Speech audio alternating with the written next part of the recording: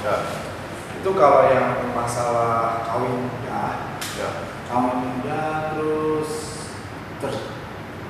lifestyle-nya apa, tinggi, lifestyle tinggi begitu, itu gimana menurut Pak Hendrik? Dengan dia kawin muda itu kan banyak terjadi perceraian karena masih belum mengerti ini dan itu. Kawin muda itu sebenarnya tidak masalah.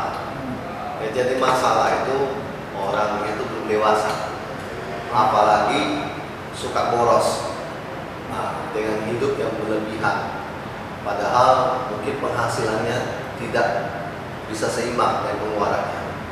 Jadi kalau kayak gitu memang sebuah pencobaan buat mereka suami istri, sehingga bisa membuat mereka goyah dan akhirnya bisa berujung perceraian.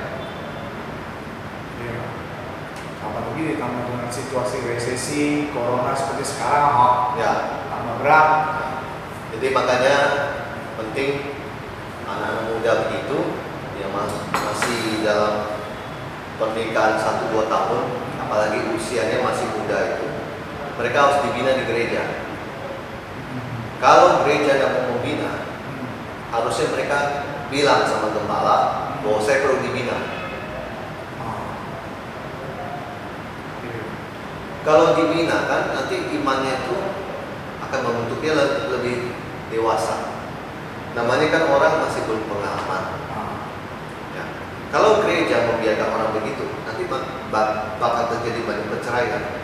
Jadi di sini tugas gembala dan gereja adalah mereka itu berfungsi sebagai lembaga yang mengayomi jemaatnya, khususnya mereka yang nikah muda ini, usia masih muda ini, supaya mereka diberikan pengetahuan yang baik tentang firman Tuhan, supaya mereka mengerti apa itu pernikahan, bahwa sekali mereka disahkan di rumah Tuhan, tidak boleh bercerai.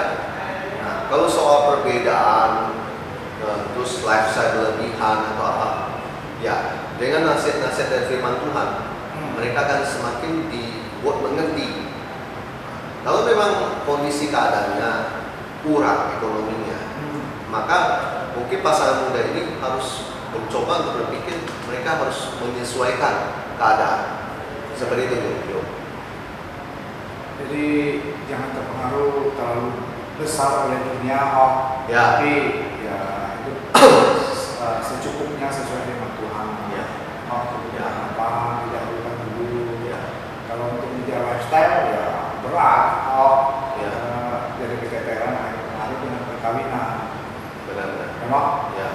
Iya. Jadi itu salah satu faktor banyak terjadi perselingkuhan. Ya.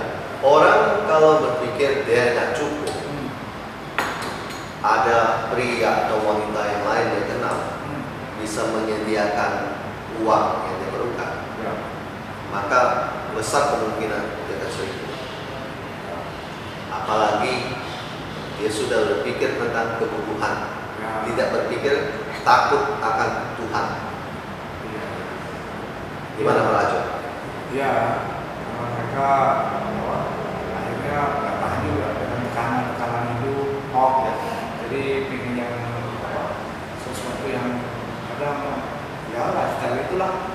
Tapi penting kita perhatikan begini, kebutuhan hidup dengan takut akan Tuhan itu sesuatu hal yang menarik.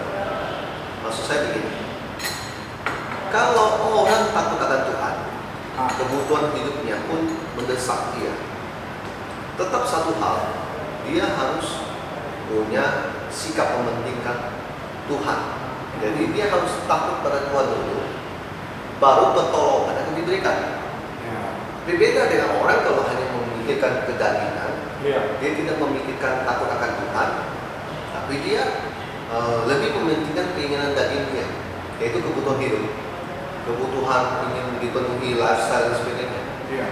Nah, padahal Tuhan berkata di Matius pasal 6 ayat 33, carilah dahulu kerajaan Allah dan kebenarannya. Tuhan mau kita cari kerajaan dan kebenaran itu yaitu firman Tuhan. Dan dikatakan lagi, maka semuanya akan ditambahkan padamu. Berarti orang tersebut kalau dia dalam kondisi kepepet atau apapun, dia tetap harus punya sikap takut akan Tuhan. Dengan dia takut akan Tuhan, maka saya percaya Tuhan pasti sediakan apa yang dia butuhkan.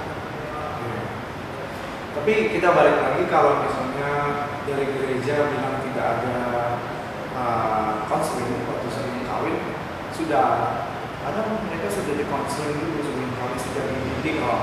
Cuma memang dia satu sikap takut akan Tuhan itu yang jadi intinya, itu mungkin belum ada di dalam mungkin belum menjadi satu dasar hidupnya, sehingga terjadilah waktu dia kawin muda itu goyah, mungkin seperti itu Pak. Bisa. Dan tadi mendengar perkataan Ajung, kalau misalnya gereja cuma hanya memberikan konseling setelah dinikahkan, terus gereja selesai dengan mereka, itu salah juga. Kenapa? Karena yang namanya kita hamba Tuhan, entah itu gembala atau siapapun, setiap jiwa itu kalau dia dalam mengalami kehidupan, dia berhak untuk telepon kita dan meminta bimbingan. Kalau dia dalam situasi yang sulit, kita hamba Tuhan harus siap membantu dia dan siap memberikan nasihat, bimbingan sampai dia menjalani rumah tangga. Dan kita anggap dia sudah dewasa, bisa kita lepas, baru kita lepas. Nah, setelah itu orang tersebut bisa melahirkan murid-murid yang lainnya. Maksudnya orang ini bisa membimbing pasangan-pasangan muda mungkin yang punya kasus yang sama seperti dia. Iya, artinya dapat kita simpulkan juga kalau misalnya dia kawin muda, terus itu sebenarnya bukan jadi masalah besar, tetapi untuk yang jadi intinya di sini adalah sikap hidup takut akan Tuhan itu dulu yang ditanamkan dari gereja, sehingga mereka maupun mau dia kawin muda atau normal, misalnya umurnya sudah pas, juga nggak ada masalah. Yang penting dia udah ada sikap hidup takut akan Tuhan, sehingga bisa menjadi satu dasar untuk membangun rumah tangganya. Jadi seperti itu yang kayak saya kira seperti itu Puji Tuhan. Jadi kalau misalnya setelah dia kawin umur muda begitu, kawin terus kalau terjadi masalah, gereja juga harus proaktif, yang ditinggalkan, jadi supaya di backup.